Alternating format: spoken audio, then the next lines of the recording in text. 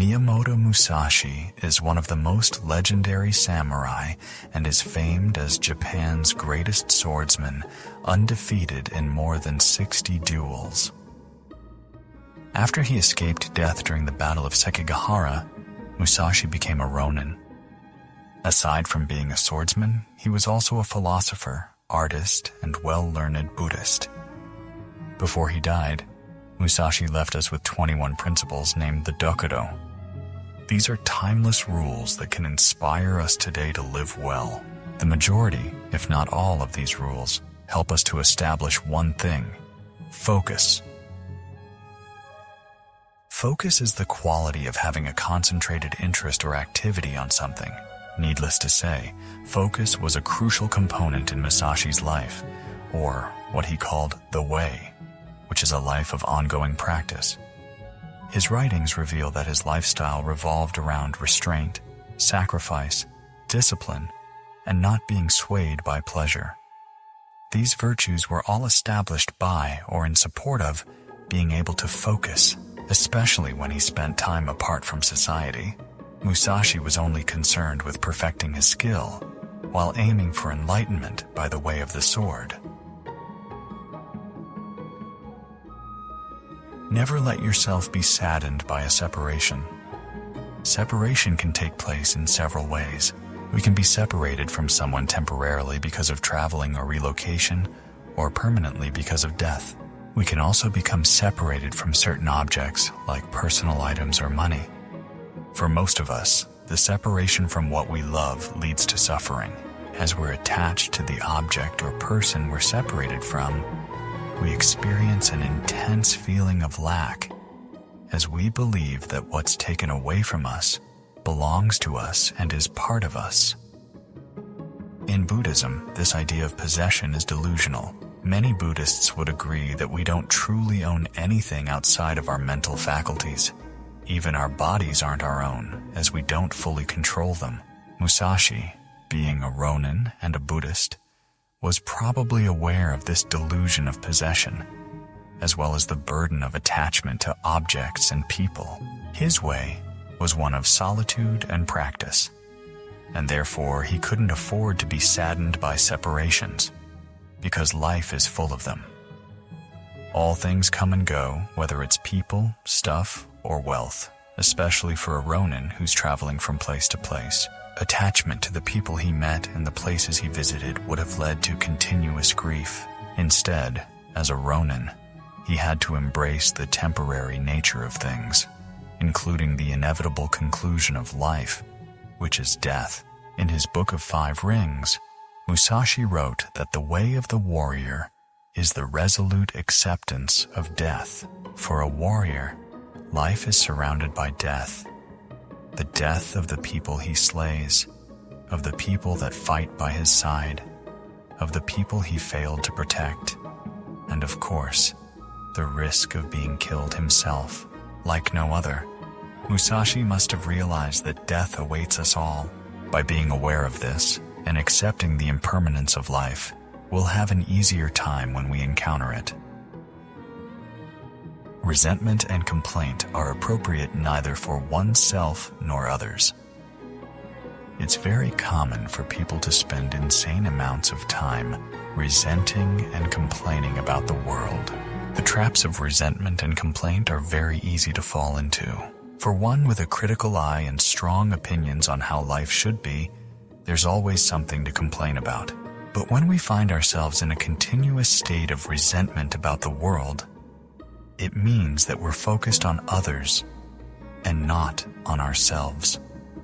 For someone who's dedicated to a life of ongoing practice, spending time resenting and complaining about the world or one's own life is detrimental. The world is beyond our control. People will act in ways that don't comply with our ethics and values all the time. People will behave foolishly, rudely, ungratefully. People will dislike us, try to interfere with our lives, treat us unjustly, try to take advantage of us. Furthermore, life isn't fair. We don't get equal shares of the pie. We aren't equally gifted, equally handsome, equally healthy. Trying to change this is a sincere ideal created by the human mind, but it's almost impossible to achieve, as we'll find nature working against us all the time. From a Buddhist point of view, we shouldn't spend too much time trying to change the world, and we should especially refrain from resenting what is. Instead, it's much wiser to focus on ourselves, live the best life we can, while being accepting of those who don't. Or as Stoic philosopher Marcus Aurelius put it, be tolerant with others and strict with yourself. Do not let yourself be guided by the feeling of lust or love. There are different types of love, with selfless love called agape by the ancient Greeks on one end, and selfish love called eros on the other. Musashi seems to point to eros in this case, which is a form of love motivated by lustful desire, also known among Buddhists as romantic love. In many of today's cultures, we see that romantic love is elevated to the status of ultimate concern. This human experience is almost seen as divine and thus worthy of our pursuit and sacrifice. Musashi clearly wouldn't have endorsed the way we treat romantic love today. This probably wasn't just because lust and love are so distracting and would have been harmful to his progress as a swordsman, but also because he was a Buddhist, and Buddhists don't buy this sacralization of romantic love. In fact, they are aware of the dangers of being guided by it. Like any other feeling, love and lust can overcome us, but we have the choice whether or not we engage with these feelings. Instead of letting ourselves be blindly guided by romance, it'd be wiser not to forsake our ability to think rationally, so we stay grounded and focused on our path. People tend to make very unwise decisions while enchanted by lust and love, from choices that affect their work or violate personal boundaries, to violence and even murder. In all things have no preferences. The problem with preferences is that we create a dependency when it comes to the state of the outside world. When we come across something that we prefer, we're happy. But when we encounter what we don't prefer or even dislike, we're disappointed, as we don't have anything to say about what the environment presents to us. By having preferences, we give outside circumstances the power over our mood. Our equanimity will depend on whether or not the circumstances are preferable. This is an inferior way to go about life. Musashi encountered many different people, objects, and situations, but had to keep a tranquil mind so he wouldn't stray from his path. Strong preferences would have been harmful to his practice, so it's wise to keep our preferences in check and instead embrace whatever fate overcomes us and make the best out of it. This way, we can never go wrong, and thus the quality of our focus remains independent of the result. Be indifferent to where you live. As a ronin, Musashi wandered over Japan, staying in many different places, from castles to caves, but regardless of where he lived, his way remained at the center of his life. People nowadays put great emphasis on their living environment. They care a lot about their homes, the neighborhood they live in, the kind of furniture they possess. But when we're too attached to having certain living conditions, we'll get anxious when these conditions are threatened. When our living situation is truly unsafe, it's of course no luxury to abandon that place.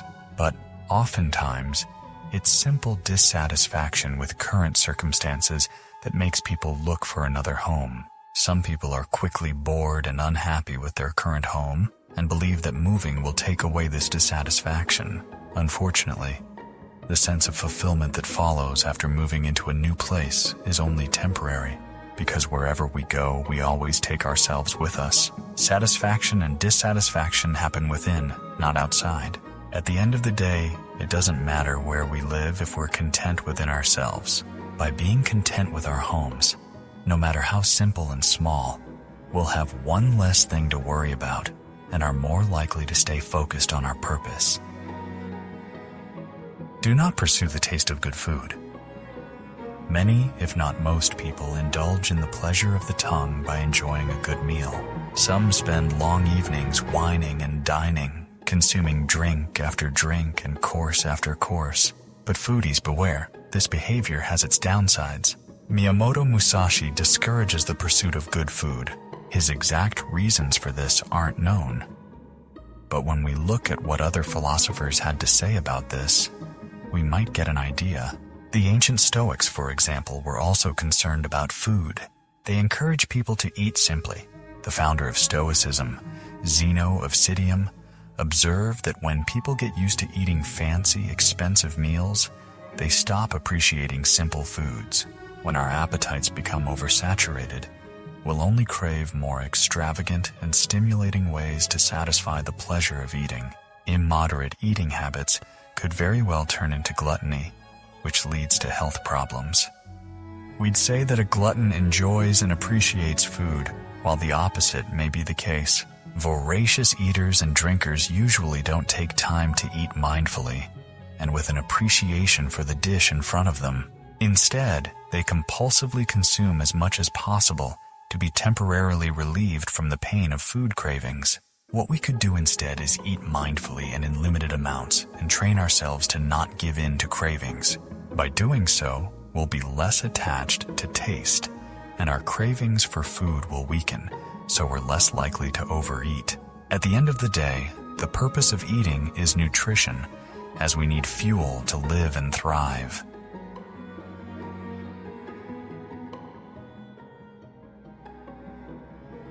Do not hold on to possessions you no longer need.